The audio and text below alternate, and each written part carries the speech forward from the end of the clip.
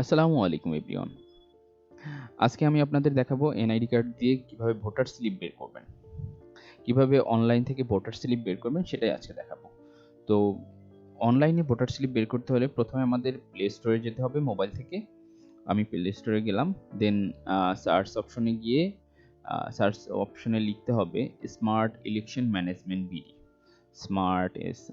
Smart election management BD লিখে search করলে এখানে আপনাদের একটা অ্যাপ শো হবে, সেই অ্যাপটা ইনস্টল করবেন। যেহেতু আমার আগে ইনস্টল করা ছিল তাই আমি আপডেট করে দিলাম। আপনারা যারা আগে ইনস্টল করেন নাই তারা অবশ্যই এটাকে ইনস্টল করে নেবেন। ইনস্টল করে দেন ওপেন অপশনে যাবেন। আমি ওপেন অপশনে গেলাম। দেন এখানে ল্যাঙ্গুয়েজটা আসবে। আপনারা যারা বাংলায় দেখতে চান বাংলা সিলেক্ট করবেন, যারা ইংলিশে দেখতে চান ইংলিশ সিলেক্ট করবেন।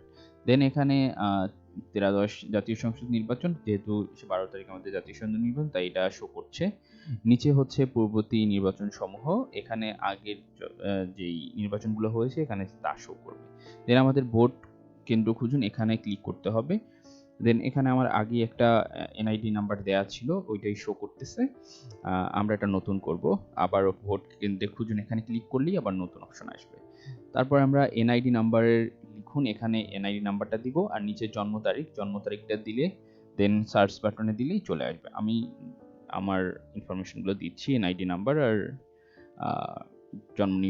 জন্ম তারিখটা দিচ্ছি।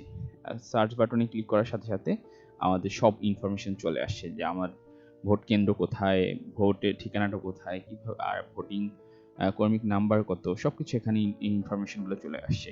এখানে একটা অপশন আছে দিক নির্দেশনা, এখানে দিলে আপনি আপনার ভোট কেন্দ্র আপনার জায়গা থেকে কত দূরে সবকিছু দেখা যাবে লোকেশনের মাধ্যমে।